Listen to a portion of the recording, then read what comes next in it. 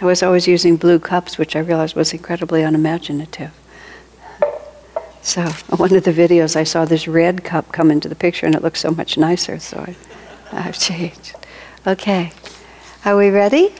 Number 282. Forgive us, Don and Michelle, we are in the middle of the story. We're on number 282, which is page 311. I'll read it out loud. The Master was in the process of healing me of headaches I'd been having. I referred, in the presence of others, to my progress in following his advice. To my surprise, he responded rather sternly. "You must not talk about these things before others," he said. "The divine doesn't work that way."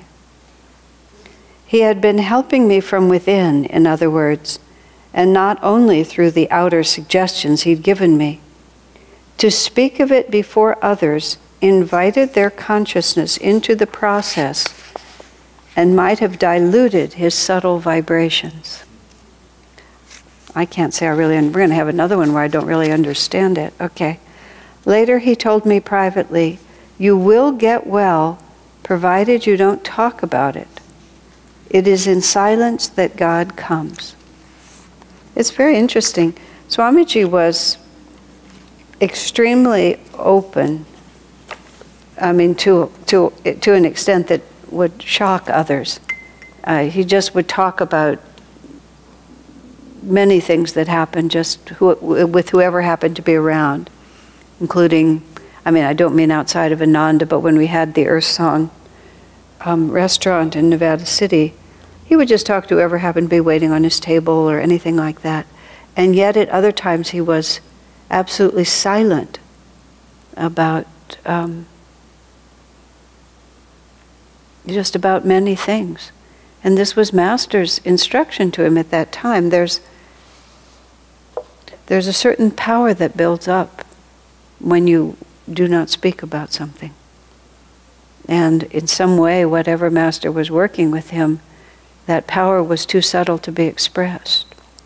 I recall in The Path, Swamiji, in the subject, it might have been the subject discipleship, and he talked about sitting. Master often had guests for lunch, and he would, at the Hollywood Church, and they would set up a table on what was the dais, and then they would serve lunch to guests. And one of the guests said to him, "I understand Dr. Lewis was your first disciple in America." It was a very straightforward question. And Master said, "That's what they say."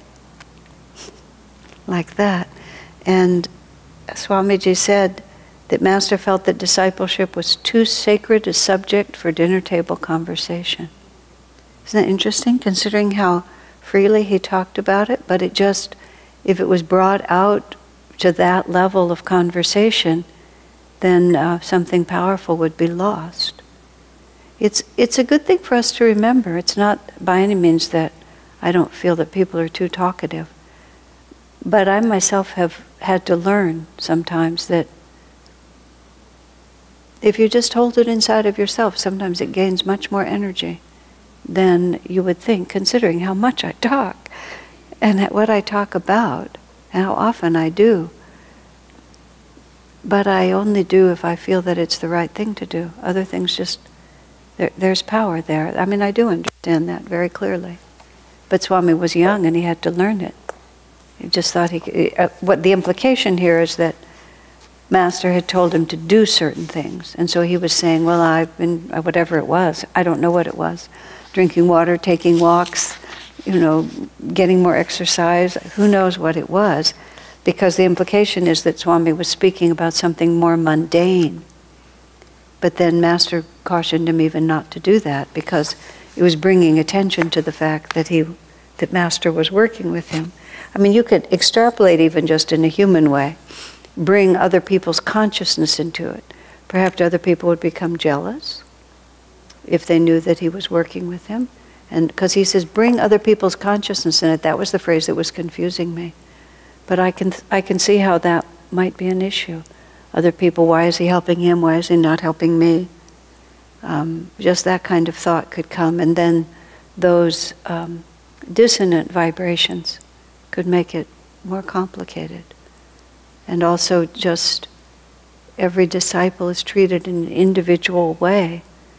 Even just Master may have been giving him a certain kind of attention. You can just, Swami doesn't speculate about any of those things, but he implies it slightly by saying other people's consciousness. Interesting, isn't it? And it's true even now. I mean, we don't have Master with us, but we do have experiences, some of which should be spoken about and some of which should not be. It's worth remembering, because we do have a habit of being very open here. Okay. Just so you know, you can ask questions at any point, and you have to speak into a microphone though, because so many people hear this on a recording. If you don't, then it's a big blank spot and I get emails. Okay. Number 283. In September 1951, looking at the young monks as he reminisced about the old days, he said regretfully, "I wish you had all been with me then. So many years had to pass before you came." He laments that in 1948, in August, when Master had the great Samadhi, where he had 3 days with Divine Mother, and he spoke in his voice to her, and then he spoke in his voice as her. And the nuns all recorded everything that he said. Divine Mother said to him, "I sent you a few bad ones in the beginning to test you, but now I'm sending you nothing but angels." Isn't that interesting? Swamiji says he thinks he was the first person to come after that Samadhi, because it was in August and he came on September 12th of that same year. He said, "I'm sending you angels, and those who smite them I will smite." That actually came up in a slightly humorous way when we were being so intensely persecuted for that long, arduous decade. From time to time, Swami would wonder whether maybe a little smiting was in order, since we seem to be the only ones being smited. That was sort of the context in which he said it. But he wasn't being serious, he was just joking. But he was being serious too. I mean, it was a joking way of just thinking about life and what the disciples have to go through. But it's true in the lives of many great souls that some of the most important people don't come till the end. It's just, in Ramakrishna's life that was certainly true. His disciples didn't come till the very last few years. And you would have thought that he would have had them with him the whole time to train. I mean, of course Master had some who came early, almost entirely women. But he said this to the monks. A friend was reminding me of something that Master said to Durga Mata, which is, if only Walter, that's what he called Kriyananda, if only Walter had come earlier, we would have attracted millions, he said. But how could he lament something like that? Because it was meant to be. If Walter had come earlier, we wouldn't all be sitting here, because he wouldn't have lived long enough to create this. But I think he was also just making a comment about what his future potential would be. But Master did struggle. He didn't really have, and most of the teachers he gave his energy to betrayed him in the end. Dhirananda and Brahmachari Narod, the ones that he relied upon to help him, the men. And Swamiji said that was one of the reasons he had so much trouble later, is because the women remained faithful and the men didn't. And so the women in SRF were inclined to believe that men would betray Master, rather than inclined to believe that men would be faithful. And men betrayed Master by becoming enamored of their own potential rather than of their potential to be disciples. So they were always on the lookout for any sign of any man beginning to become capable of having a mission of his own, is how they saw it. And they didn't understand how a man could be dynamic in the service of the work and still be absolutely loyal to the Guru. They just didn't understand it. Swami got in trouble when he was in India because he advertised himself rather than advertising himself as a representative of Dayamata. I mean, he actually was criticized for that. Swami said, "They don't know Dayamata, I'm the one who's speaking." He said, I can introduce them to her afterwards, but they want to know who's speaking. But the people who were criticizing him had no idea at all how a public work is created. And it's very complicated, but it all had to be the way it was meant to be. But then Master laments it, if only you had come earlier. But it wasn't meant to be. Swami himself said that Master, being the avatar, had to set the energy completely. I think he says that elsewhere in this book. That Master had to set the vibration for absolutely everything, because water never flows higher than its source. And so he had to just put the power in the ether, and it wasn't so much that he established things, because he didn't really establish nearly as much as Swami did afterwards. But he set the vibration for everything. That's the story that Swami tells either in Here or in The Path, where he said to Master, I have some ideas for how to develop the garden. And Master said, ask Anandamata, she knows my will for the garden. And Swami was honest enough to say, it annoyed him. Couldn't he have his own opinions about anything, not even the plants to put in the garden? But then Swami said when he meditated on it deeper, he understood. And Swamiji said about himself that by the time he was doing his work, he could allow, Swami still held things very strongly, but he said he could allow other people's ideas into the story a lot more than Master, because the power was set by Master. So he distributed to all of us more responsibility, really, than Master ever distributed to them. It's interesting, isn't it? Next generation down. Swamiji still defined the work very powerfully, really up until the day he died. But by then he'd given tremendous responsibility to people, so it wasn't so hard. Okay, number 284. There was a devotee, the Master said, who sat before the image of his guru, casting flowers onto it. All of a sudden, his concentration became interiorized, and he beheld within himself the whole universe. His body was motionless, but his consciousness had expanded to infinity. Later he cried, "Ah, I was putting flowers on the image of someone else, and now I see that I, untouched by the body, am the sustainer of the universe. I bow to myself." And he began casting flowers onto his own head. What a story. Master goes on, "My master it was who first told me that story," he continued. "Oh, when I heard it, I was so thrilled, I went into samadhi." I was reading in something out of the Bible. It was a quote from the Bible, and it said essentially, it was one of the letters, probably from Paul. It said, when you dedicate yourself to Jesus, your very body belongs to Jesus. It's a holy temple, and it belongs to God. I mean, the context of that was probably encouraging purity of thought, purity of action in one form or another. But it made me think, as I think a lot these days, about what it would be like to have no inclination for the world. Just to have no inclination for the world.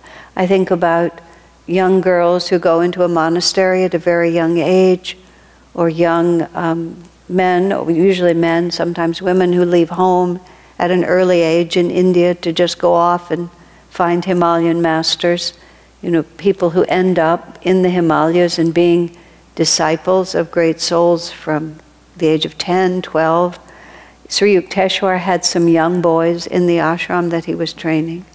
Just imagine having it so clear in your consciousness, it would have to be at the end of one incarnation, that even from childhood, you just look at the world and you just know it's not for you. And it's not a question of sowing some wild oats or anything like that. It just, the thought never comes to you.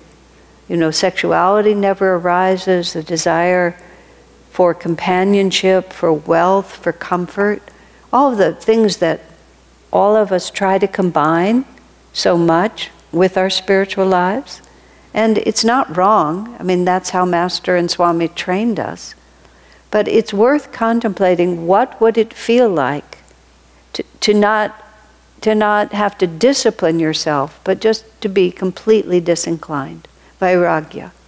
Just be born with vairagya, which is looking at this world and not being interested in it. And that's the way we have to move. That's what this story is about. To be able to actually really see that there is no difference between myself and the divine, one has to be so detached from everything that we call ourselves. That's why he said, I worship God in this body, because there was no self to contradict that. It's wonderful. That's why Swami wrote this book for us, so that we can, this was all that we were talking about last week, so we can recognize how far we really have to go.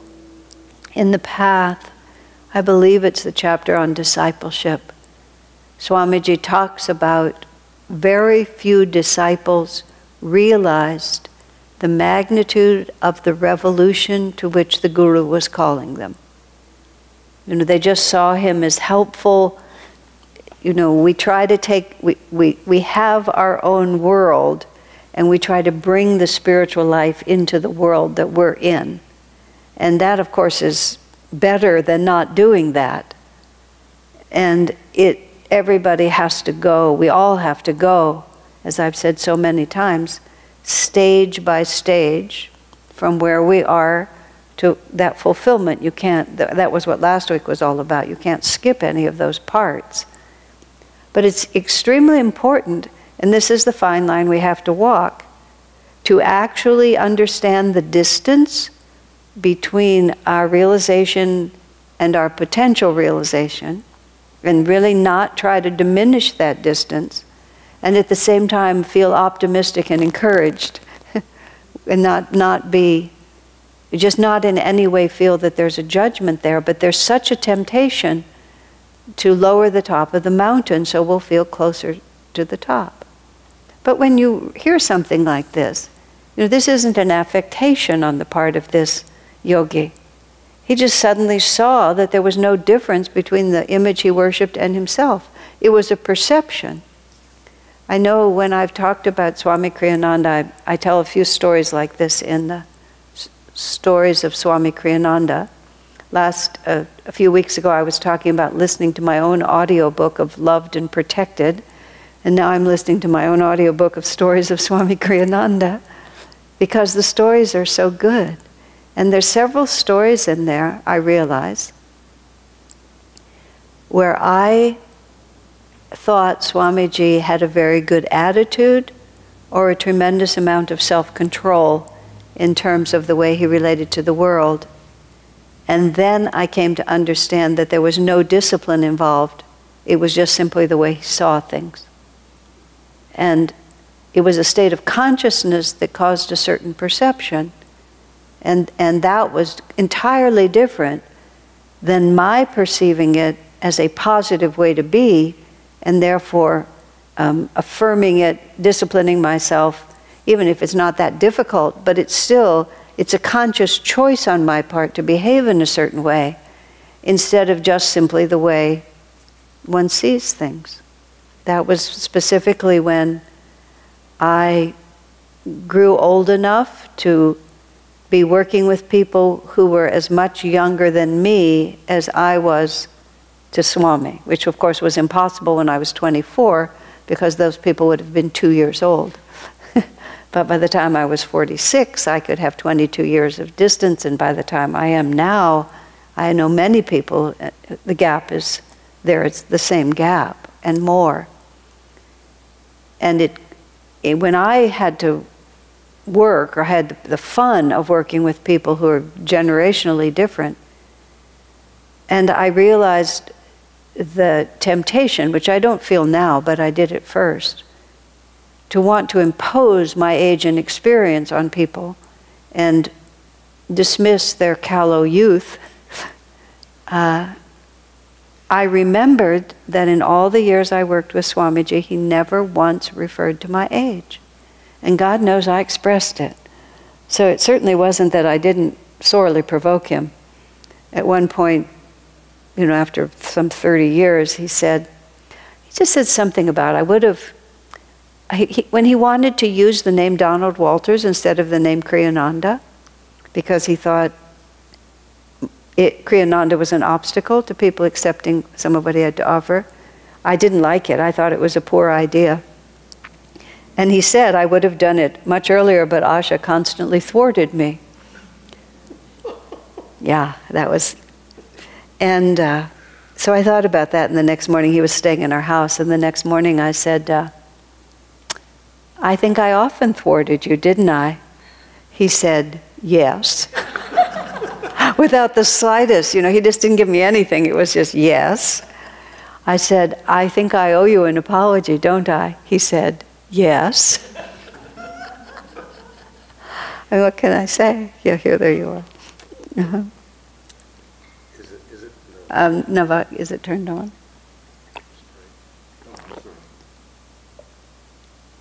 Okay. Yeah. Okay. Okay. Yeah. Okay. I'm new to your community. I'm new to your community. So, what was your relationship? I don't know what your relationship was with Swami Kriyananda. Yeah, I don't know about that. He was 42 and I was 24 when I moved to Ananda village, which is our rural community up near Grass Valley, which started in 1969. I met Swami Kriyananda when I was 22 and a half, here at Stanford University when he was still living in San Francisco in 1969. And from that point, when I met him, I was devoted. And when I moved, and then I worked with him closely for a while. I was his secretary, and then all the years of his life. And he died in 2013. I was always in constant touch with him. I didn't, after the first 16 years, I didn't live where he lived, but he often came to visit us. And between email and telephone and letters and travel, you know, I was always there. Okay? Thank you. Sir, that was what worth asking. But in any case, let's see. Oh yes, I was saying about that he accepted my global apology. So when I was working with people whose the gap in age was the same or greater, and I realized that, I thanked him for it. When the next time I saw him, I said, Swamiji, I just tell you how much I appreciate, I mean, by that time I was maybe in my 60s, or at least in my 50s, how much I appreciate that you never made reference to my youth or inexperience. I thought it was such a supportive gesture. You know, he made me feel like an equal, which was, I wasn't, to put it mildly. But he accepted my comment very gracefully, but I could sense that there was some other reality by the way he responded. And then he just said, I never noticed. Which was, then it just takes it to another level. He said, I never noticed. He said, age is such an insignificant part of a person's consciousness. He said, I never notice how old people are. He said, I relate to their consciousness and I relate appropriately. He didn't say that, but I know that he does. Even to children, he relates appropriately. He said, but I never think of them. You know, I'm a little girl here when he came once to visit our school. There was a little girl who was so interested in him because he seemed like her grandfather, but he also didn't seem at all like her grandfather. And she just kept walking closer and closer to him. And finally she was like right like this. And she just said, how old are you anyway? Just like that. And he said, well, I'll put it like this. When I was a little boy, you were an old woman. And she kind of looked like that for a minute. Then she got it. And she was quite satisfied. But it's true. When he was a little boy, she was an old woman. So the fact that she's a little girl now and he's an old man, like what's the reality? There's no reality to either of them. They're just souls on a journey. So he just said to me, I never noticed. And that was when that was when I really realized that I can be respectful, but I notice. He just didn't notice. He just saw consciousness. He didn't see the physical body. I mean, there's so many things that we have to work with. Master has this in several of his whispers. He refers to this same idea, which is, not merely don't just teach me to discipline, but teach me to actually see it like this. And that's a higher prayer. It's not enough. It's not enough to be good because it is your habit to be good, is how he put it. He said, what you need to have is that it's not even a desire to be good, it's simply the way that we are. That's what I was talking about just imagine having such a developed level of vairagya that it just doesn't cross your mind to veer off a straight path. So this is to be devoutly hoped for if we do have another body that will remember that. We were talking this morning just casually about the incredibly advanced consciousness, even of little children. And Karen Gamau was talking about her father remembering when he was small enough to be fed with a spoon and how his mother allowed food to accumulate around his mouth, and just how repelled he was by how undignified it was to have to sit there with this food on his face that his mother didn't take off. I mean, he could remember all that. I'll just tell you all because it's so funny. One of our friends who has written a number of cookbooks and is really one of the best cooks that I know, Nancy Mayer is her name, Netri is what we call her, and you should buy her cookbooks, those of you who are seeing this online. Her cookbooks are superb. When she was small enough to be fed with a spoon, her mother gave her some peas and carrots together on the spoon, and her sense of taste was so highly developed, she put the peas in one cheek and the carrots in the other, and then pushed the carrots out. And she said her mother found it so charming that when her friends would come over, she would feed her peas and carrots just so she could. And she would always do it. But that's how young are you? But she could already discern what she liked, what she didn't like, and she grew up with this extraordinary capacity. Well, this capacity to tell the difference. Everybody, we're not young, we're just uncivilized. We're just from a foreign land. That's what someone was saying this morning too. Children are like from a culture that isn't the same as this one, where the language and the customs are different. And they have to figure everything out, and that's our job, is to teach them, but we should never underestimate them. All right, number 285. The master, gazing jocularly at Leo Cox, remarked, look at this, look at Leo, how fat he is becoming, like a real Bengal babu. Pretty soon he will be like Nayaswami with the belly in 3 steps. Master was very robust among the men. Swami doesn't include everything, but he said Master was quite frank speaking when he was just alone with the men. He wasn't like that with the women. I suspect he wasn't merely teasing Leo, but hinting at his need to lose weight and not eat so much. There was no deep teaching here, of course, but it sparked another thought in me. Sir, I said, thinking back to an earlier conversation we'd had, and remembering from the autobiography that he'd said that Hindus held Nayaswami in great reverence. Was Nayaswami an avatar? He was a great master, he replied, though not an avatar. An avatar comes with a special mission. Trailanga was a jivan mukta, which means freed while living. In that state, one is fully self-realized, but not yet completely free from all past karma.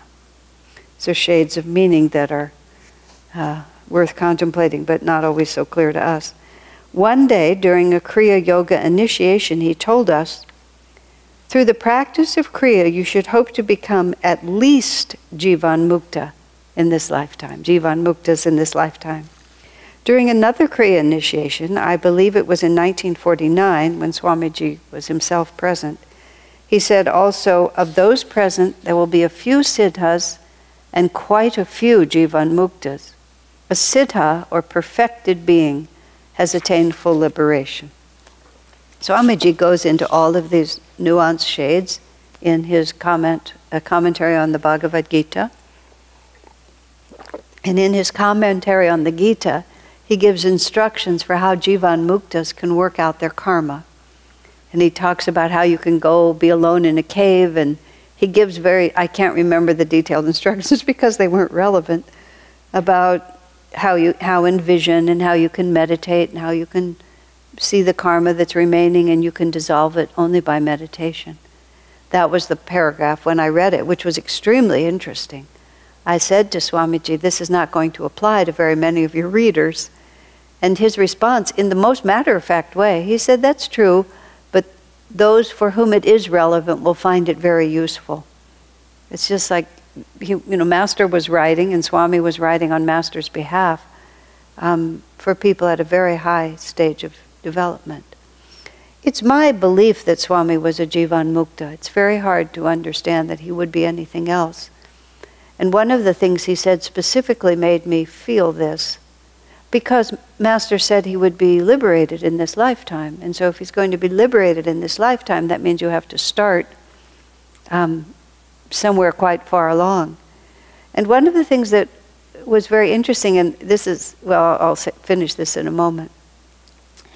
In Swamiji's life, Taramata was his nemesis, and she was the one who engineered his dismissal from SRF, which, of course, was an essential reality for the work that he had to do for Master, but at the time was great difficulty and caused Swamiji a great deal of heartache.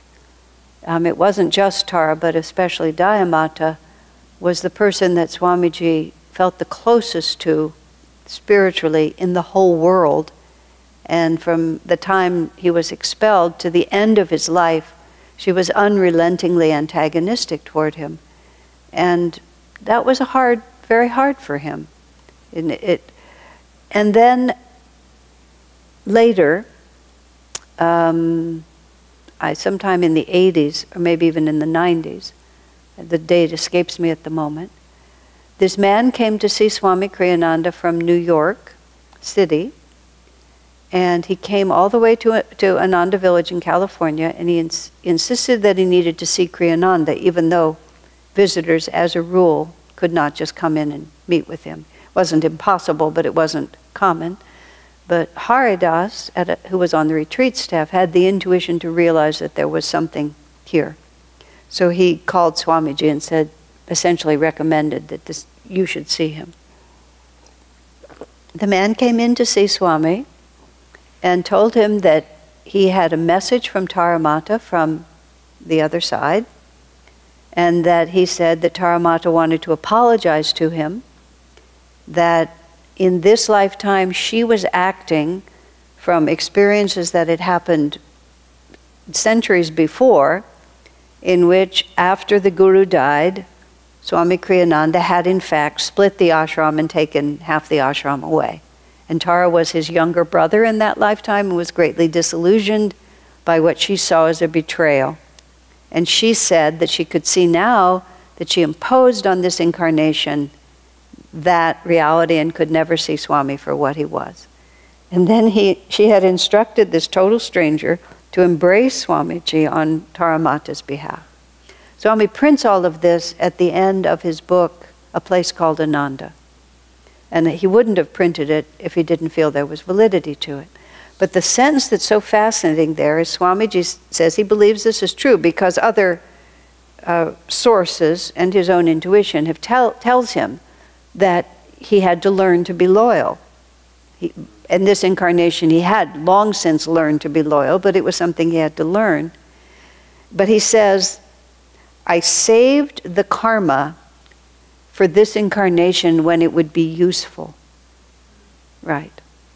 And I contemplated that a lot, and I thought there were a lot of things that happened in this incarnation that really looked like finishing a lot of old business. And he never said that about anything else, but I became quite curious. And I saw him in March of 2013, and I was going to go with him to Romania at the beginning of June. And I had resolved that I was going to talk to him about this at greater length, but he died in April. So it was very interesting. I never got to ask him, and I suspect he would have answered me. but I just had to sort of think it out on my own, that he was cleaning up any karma that was left over, which is what a Jivan Mukta does. The realization, I don't know how to really think about these things, but the full God realization is there, but some of the karma from the past has not fully been finished. What does that mean? This is where he instructs the yogi to meditate and dissolve all the karma in meditation. But Swamiji lived such an active life, and so many different things happened. So many people came through, so many attacks and victories both. You know, it's like, it looks like a lifetime in which everything was being finished. And much of it was useful in very peculiar ways. It created karma for us to live through, who knows. But a siddha is finished completely. And so Master, sitting there, saying in that kriya, there'll be a few siddhas and quite a few jivan muktas. Swami actually says, when I think about the people in the room, you know, I feel he must have been referring to me also, because he said Rajasi wasn't there, Jnanamata wasn't there. So who else from other things that Master said, because Master told him that he would be a siddha, in fact. So, and also the fact that Swami always urged us, he said, to try to become jivan muktas. I don't think he would say that unless it was something he had himself already. Anyway, I don't feel like I have to prove these points. These are just things I've been thinking about. Yes? As an aside, Swami's also said that it's not uncommon, apparently, for a jivan mukta to intentionally defer the dissolution of his karma. Right. That's exactly right. I saved it until it would be useful, but you have to have a great deal of control over your destiny to not just have it kind of sweep in any old time it wants to. I don't feel like I've saved anything. I feel like it's just hit me in the back of the head when it jolly well wanted to. I've had no control over it. Oh, well, very interesting, isn't it? Okay. Any other comments or questions? So where are we? We just did 285. Let me see what else. Oh, and also about Trilanga Swami. I just wanted to go back to Trilanga Swami for a minute. You know, this question of avatar, and I know the other day on Sunday I was lamenting the fact that avatars, many of the Indian words, the more the words are incorporated into English, the less they're understood. But avatar has really been the worst of all because it's completely assumed a different meaning, which is just awful. But avatar, just that simple statement that an avatar comes with a world-changing mission, because that is the whole point. Otherwise, why would they come back? They have to come back with a certain kind of power. But you can be a jivan mukta, and this is what Swami writes in various other places. That you have to really get it clear that they're all in the same state of consciousness, and I don't understand. But you know, to say Trilanga was merely a jivan mukta is not in any way to say that he was less God conscious. Master said, sometimes a jivan mukta, because Swami asked him this, I think it's in the path, Master says that a jivan mukta could dissolve the karma at any point he wants to. He has the power to dissolve the karma, but sometimes a jivan mukta will let it keep running because it gives them a reason to keep coming back. So that's where he put Trilanga Swami. When we would go on the pilgrimage tours that we used to lead, and on the pilgrimage tours that people still take, when you go to Varanasi, you go to Trilanga Swami's ashram, and they have this statue of him with this great big belly. Sometimes they have a little cloth over the belly, and then sometimes the cloth is pulled up so you can see his belly. It's a statue. And then there's a place sort of underground where was his meditation room, and it's all extremely powerful. Whoever he was, you can just feel it. It just permeates that place. It's really wonderful. So these are the vibrations that remain. Quite impressive. Did you have a comment or no? I don't know that it has anything to do with consciousness, but it is said that the avatar has much more power to save people than the jivan mukta. That's what they say. Yeah. Because his power is unlimited. Yeah, I can't tell the difference. I just can't tell the difference. That discussion has to do with the fact that sometimes people claim to be in tune with the Guru, but feel justified in ignoring his disciples because if you still have karma, how can you teach me? This was an issue when Swami was alive. I don't know. I'm sure that Dayamata faced it. I'm sure everybody who doesn't claim to be self-realized. But Master says several places in here, you just can't be close to the Guru without also being close to the disciples. I mean, not every disciple, but those who are in tune with the Master that we're trying to follow invariably have something to give us. And the people who recognize that you can learn, who have the humility to recognize that you can learn from many sources, generally speaking, progress more. And the people who realize that I need company and I need help generally progress more than those who steadfastly insist that no one can guide me at all. I know I was listening to the book of stories about Kriyananda and Jayadev, who's he's very central to the work in Assisi. He's from Germany. And he talked about, he just always had been such a feisty, rebellious young man. And when he came to Ananda, he was willing to let the Guru tell him what to do, and maybe God, but certainly nobody else. And that was just his attitude, and he was ready for a fight. And only Swamiji managed to win him. That's the story that's told there. But he was just like, nobody's going to be the boss of me, is how he put it. And that's just, it's a common attitude. But he was won over by Swami's humility, basically, and his kindness. So, it's a good story. So, ready? Let's see. Actually, we're a couple of minutes early, but why don't we take a little break now, and then we'll go on to the next one. Okay? So, we'll do number 286. Boone, Daniel Boone, one of the monks there, had caused someone considerable inconvenience by revealing, in answer to a question, something that hadn't needed to be said. He was scolded for doing so and tried to justify himself by saying, "I only wanted to be honest. That's why I told the truth." I have no idea what this incident is. Sometimes I know what's behind this one, but I don't know what this one was at all. The matter was later reported to the Master, who commented indignantly, "Supposing someone came to me with the Holy Bible, the Bhagavad Gita, and every great scripture in the world and said to me, 'If I tell you something, will you swear on these sacred books never to repeat it to anyone what I've said?' And supposing I replied in good faith, 'Yes, yes, I promise.' And then, supposing further he told me, 'I have put a rattlesnake in M's bed,' what would I do? It would have been wrong on my part to promise, but should I then compound that mistake by saying, 'Oh dear, I have promised, now I must say nothing'? Which is worse, to break a promise or to let someone be killed when I am in a position to save him? Of course I would speak out.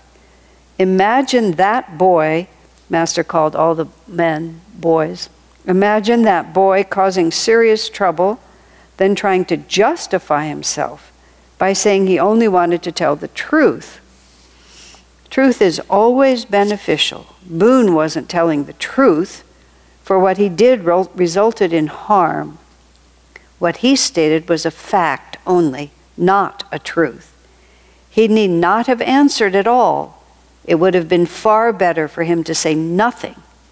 If he needed to speak, however, it would have been better at least to equivocate than to let someone be hurt as a consequence." It's quite a strong. He really tells him, doesn't he? Wow. You can only imagine.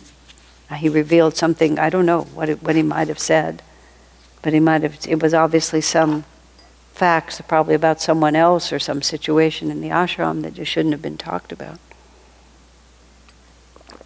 It was interesting because I was in a position, especially when I worked as Swami's secretary, but actually for all the time I worked with him. I remember the first time it happened. Somebody came to me and they were going to confide something in me only if I promised not to tell Swami. So I'm not quite sure what I said. I may have said that I wouldn't. And then, of course, as soon as I heard it, I knew that Swami needed to know. So I said to him, Swami, they wanted me to promise not to tell you, but I think that I should tell you. Of course you should tell me, he said, just like that. He said, I always told Master. I said, the promise that they were asking of me was based on the idea that somehow, it wouldn't be helpful for you to know. And so I feel like their whole premise was false. They have a false idea of Swamiji. When I was talking to him, of course it would be useful. Swami will handle the information with utmost discretion and know exactly how to respond. But of course I had to tell him. So that was my policy always. Whatever it was, I always told him whether people asked me to or wanted me to or not. And on many occasions when I knew someone was coming to him to talk to him about something, I would call him in advance. So-and-so's coming up to see you, sir, and this is the issue. And it was always helpful because it gave him a chance to reflect on it and, be prepared and not have to be surprised. And I don't know the extent that people knew that I did that. But it just seemed to me like it was beneficial truth. And that's really how we have to live. And the same goes with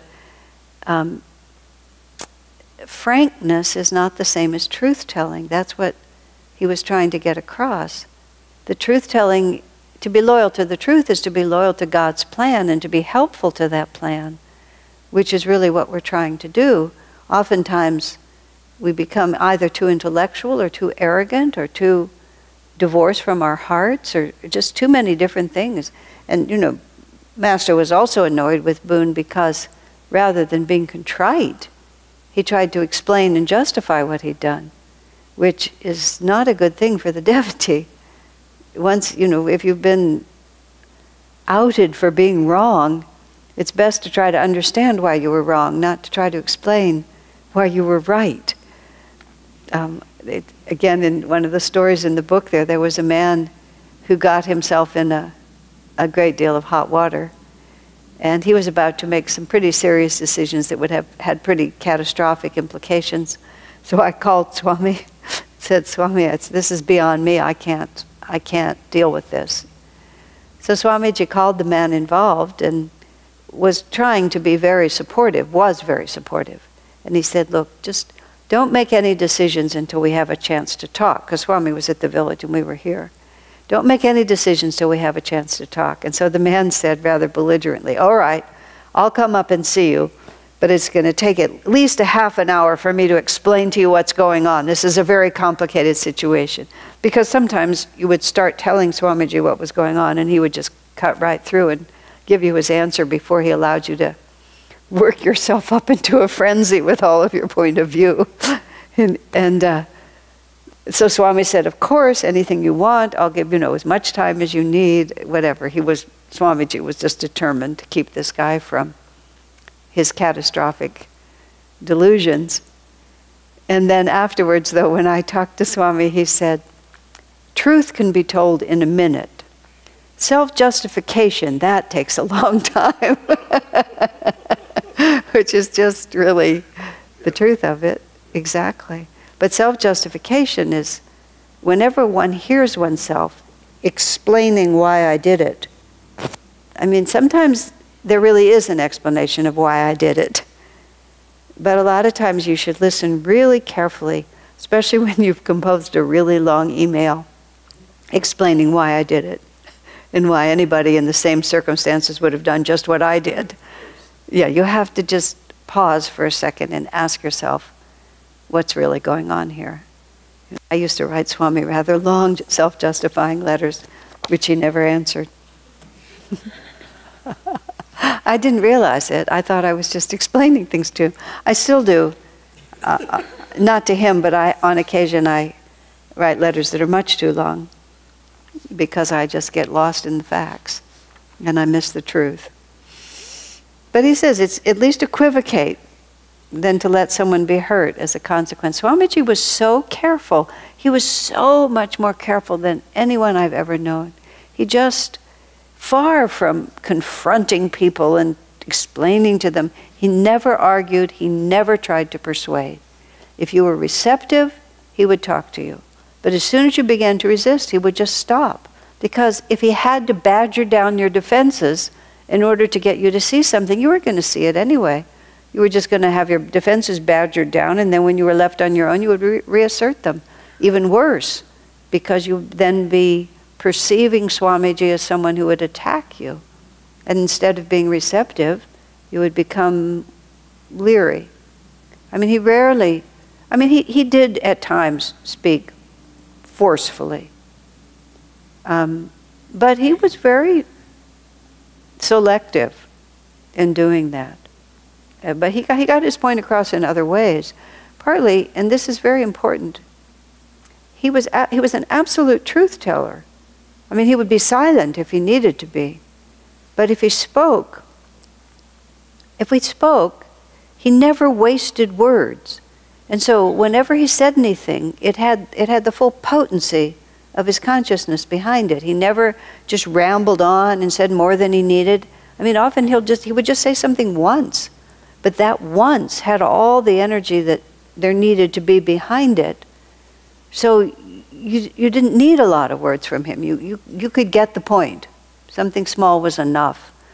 I mean, it was a strange thing because you would have the feeling that there was this whole book behind it, which there actually was, because sometimes he would wait a long time. At the end of his life, he said he had to be more direct. He said earlier he could just tell you a little and then wait a few years and then tell you a little more. But at the end of his life, he didn't have enough time. He said something, I think it was to Lakshman once, that was just uncharacteristically blunt and a little harsh. And then afterwards he said, I hope I didn't hurt your feelings. He said, I just don't have the time to be as careful as I used to be. It was just as simple as that. And of course Lakshman was perfectly happy to be corrected. But it was interesting that, you think of a teacher as being egoic. It just wasn't so. All right. Number 287. A few of us were working on the grounds at Master's desert retreat. One afternoon, the Master came out and shoveled alongside us. It was a hot day, and seeing him pant a little, I commented pleasantly, "Hot work." He looked at me a little sternly and said, "It is good work." Somebody just lets that story stand, but I think Master didn't ever like them to be negative in any respect. It's an interesting discipline, never to complain, never to criticize, never to complain. It's not one that most of us fall into naturally, but Swami has told that story in other contexts in that way, that Master didn't want the thought to grow in their mind at all. Thoughts are so powerful, and we very, very casually just pollute our thoughts on a very casual basis. People are very careful with their diet, but they'll just pollute their mind. We pollute our minds with just letting any kind of drivel sort of go through. Plus, words have power. And you start down a pathway of this is hot, this is hard, and then pretty soon it is hot and it is hard, and you've lost track. We don't even know that we've created that thought ourselves. It's very interesting how many, I was just talking to someone, this is slightly off this, but it's similar. I've been doing all this with costumes now for quite a few years, and I just play with all of this. This is my little tiny piece of art. And I was saying to someone that I never grew up with any sense of myself as having even good taste, what to speak of being able to visualize anything artistic ever. Partly because I wasn't much of a girl, so clothes and things like that, I never understood clothes or fashion. After I got to Ananda, there was a woman there who she just had impeccable taste. And I would go out to stores with her, and I would have her tell me why something was beautiful and something else wasn't. I I just didn't know what made something attractive, and she trained me. But I often said that I often articulated my own limitation in terms of visual. I don't have much visual sense. And then I was put in charge of the publications business during the time that during the time we published The Path, the first edition of The Path, 1977. And there was another woman there who liked to have influence over what was going on. And she would always tell me that I really didn't have a voice because, after all, I didn't have a very good artistic sense. And I realized that that information came from me, that there was no other source for it except my own self-deprecation. But I actually realized, and that was the first time I realized, when it was looking at printed matter and advertising and things like that, that I could actually tell quite well what design was good and what wasn't. At that point, I couldn't have created anything, but I could immediately tell what worked. And it was a very interesting thing for me to realize how much we can create a reality around us merely by what we say, which may or may not have any relationship to what's actually true. It was the first time I saw it. I had a whole reputation and a whole response to life that was always pushing that side aside, until other people would tell me that something was good, and I would look at it and I knew it wasn't. And I knew what was wrong with it, and I knew how to fix it. And so I gradually just shut up. I stopped saying I didn't know. And I started just making suggestions, which more conventionally artistic people recognized as good ones, partly because I knew how to communicate, so I could tell what would communicate. But then gradually this whole other side of myself opened up, and I began to see it. But words, you have to really pay attention to what you're saying, especially self-definition words. And even positive words are not so good, because then you still put yourself in a box of I am the kind of person who, and this is what I can do and this is what I can't do. Whereas, why would we do that? It's the I can't but Master can. That's what Swamiji would always tell us in all of his accomplishments. I can't do it, but Master can through me. That's the only statement we should ever make. All right. Number 288. The Master remarked once to Dr. Lewis, "For everyone who has crossed my path in this life, there has been a reason." Now think about that. Master traveled back and forth across the country. He gave lectures where thousands of people came. He lived in hotels. He lived in cities. And apparently in Los Angeles, he would go down to the Bowery district, Swami said, where the bars were, and he would just walk on the sidewalk, there. Everyone who crossed my path, there was a reason. It's just a stunning thought.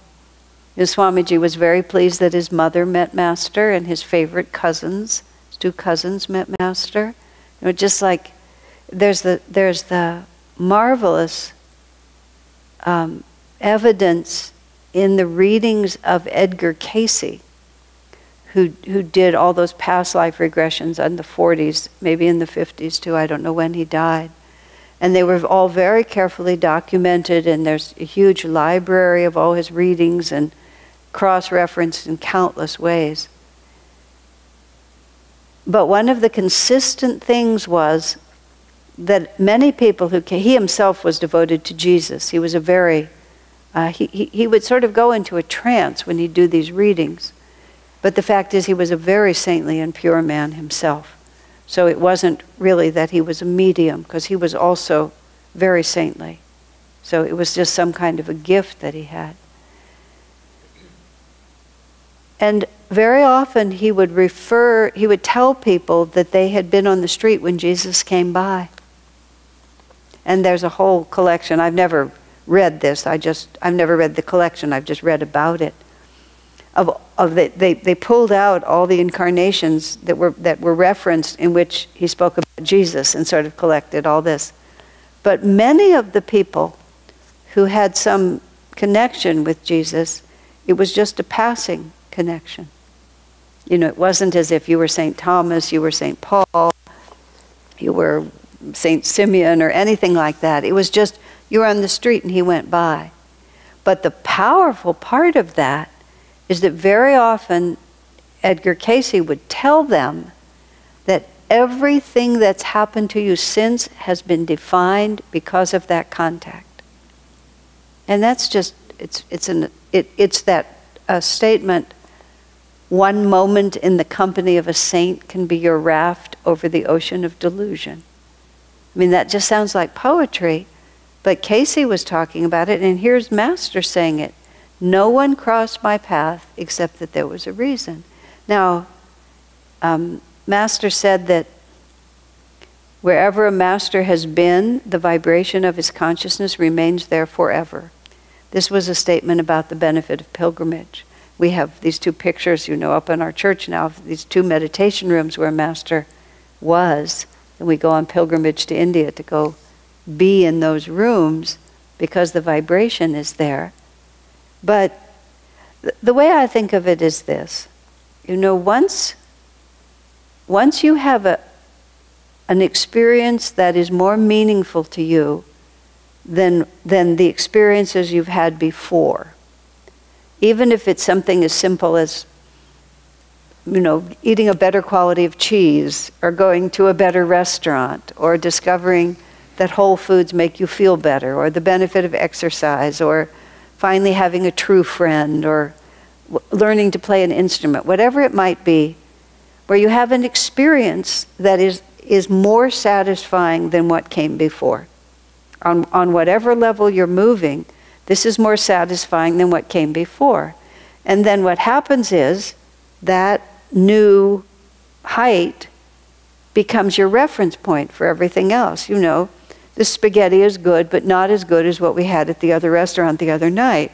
Oh, let's just go back to the other restaurant. Let's not come here anymore.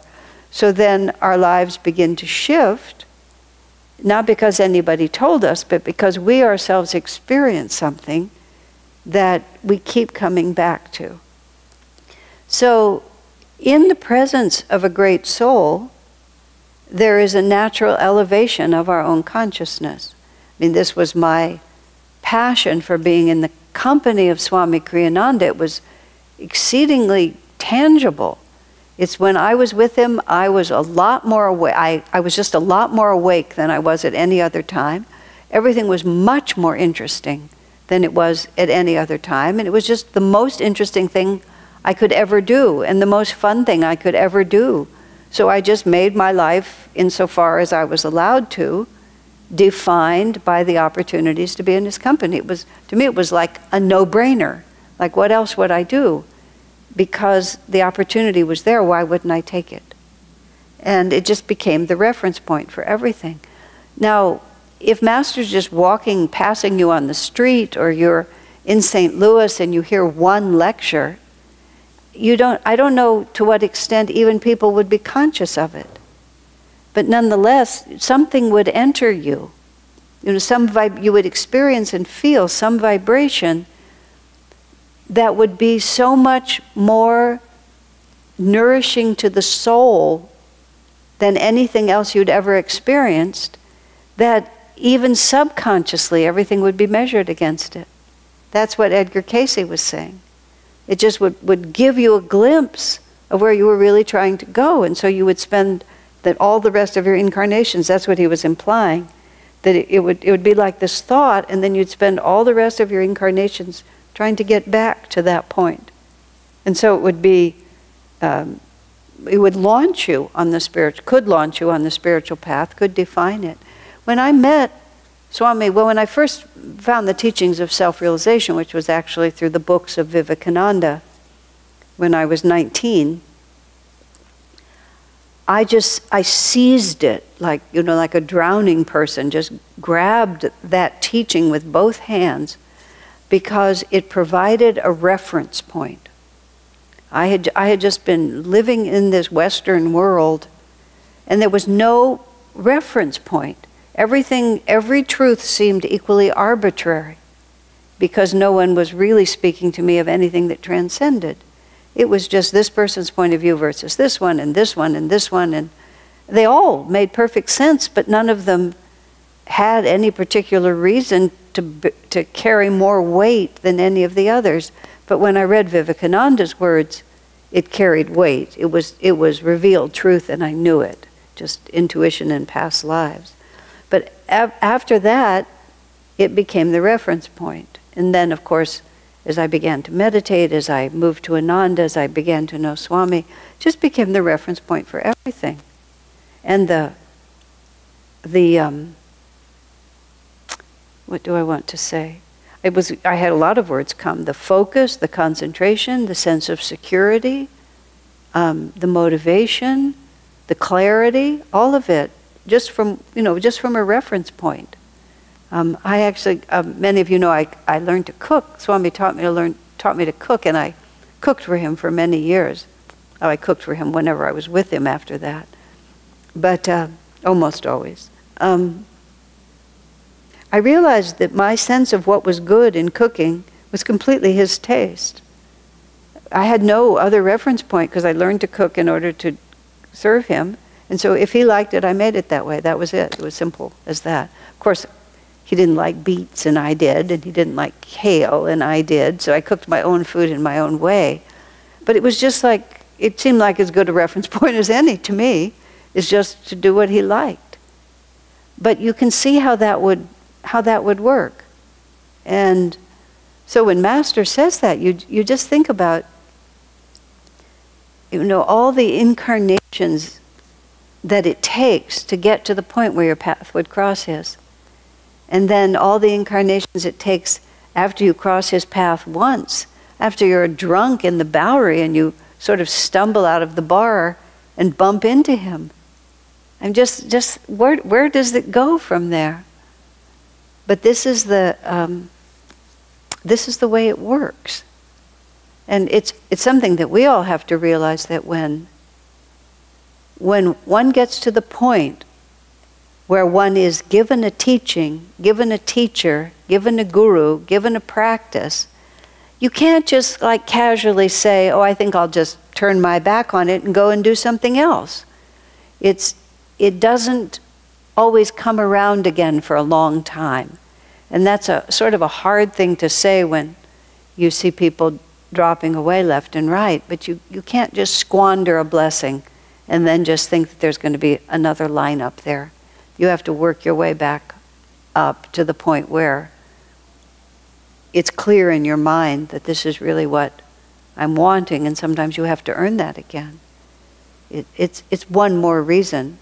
I know Davy said once, if we don't make a lot of progress in this life, we have no one to blame but ourselves. It's just with all the opportunities we've been given. I love thinking about that with Master. I just like to think about, Swami tells, I think it's in The Path, where he talks about several different situations where one woman had found a painting in a secondhand store that she really liked because she thought the face was so spiritual, and she put it up on her altar, and she had it for years. And then she saw Master in person and realized it was him. Another woman was sitting with her husband, this Swami tells, she was just in a restaurant, she saw Master walking down the street. She said to her husband, that's the most spiritual man I've ever seen. And then later, of course, she found him. Rajasi Janakananda, remember, he was driving in his car and he saw a poster with Master's picture, and he thought that that was a very interesting woman. And he was just very intrigued by the woman in that picture. And then later he went to Master's lecture, and he was listening to Master for a long time before he realized it was the same woman whose picture he had seen, but that it had stayed in his mind. Swami Kriyananda saw Autobiography of a Yogi face out on the bookshelf in 1948, and he was so drawn to the face, just tremendously drawn to the face. But then he was put off when it said dedicated to an American saint, because Swami was very cynical about America, so he put the book back. But then later, when he was magically or mystically drawn to buy it, he was like this. And then he tells the story about being in the bookstore, and some very worldly acquaintance from college comes and is just talking to him about going to New York and going into advertising, making all this money, and this man's talking to him about the life he's going to have. And Swami has just found autobiography. And he talks about how he held the book, clutched the book, and he said in some way, Yogananda and he were allies against this worldliness. I mean, he hadn't met him, he hadn't even read the book, but just, it was there. It was his point of reference. And of course, there'd been many previous incarnations. But, you know, that's what we're working with. Once that consciousness touches us, we have to compare everything to that. And I suppose that's what gives us vairagya in the end. Because compared to that, everything else, vairagya means a disinclination for the things of this world. It's a marvelous word. It doesn't say that you're sickened by them, but you're just disinclined, a disinclination for the things of this world. Vairagya is a wonderful quality.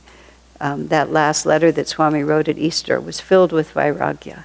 Just had a very strong disinclination for this world, and 2 weeks later he left it. But that's what contact with the Master does, because it doesn't make this world, any different than it is, or any worse than it is. It just gives us a point of reference about our own potential. And why would I go over there when I could go over here? I was driving home earlier today, and I have, just by the grace of God, I've never really liked junk food or anything like that. I have a simple diet, and I am very strongly inclined that way. So I saw this woman, I think it was, is there a Jack in the Box or something like that? One of those places. She pulls out of the driveway and gets in front of me, and you know, she just took this big bite of something that was wrapped in tinfoil that she'd apparently just gotten at that place. And I had a visceral reaction to it, you know, about how could she be putting that into her body? And I realized that many people find it delicious. It's just your point of reference, you know? But to me it would just be torturous to be forced to eat that. The whole time I'd just be thinking of the implications, you know. The last non-vegetarian thing I had actually was a hamburger from some place up in the hills by Stanford. And let's see, what was one of the last? And that night, all night long, I dreamt about the hamburger, the whole hamburger, on the bun with a little bit of lettuce, you know, and the wilted tomato, the whole thing, and it was moving through my veins. It's still very vivid in my mind. I never ate another one. It was just awful. But there's this woman just, you know, obviously I thought, well, she's just eating on her way home so she won't be hungry wherever she's going next. But once you touch into the consciousness of the Master, everything becomes different. Well, that's enough for this evening, unless anyone has a question or a comment. Okay, so we went from 282 through 288. Thank you.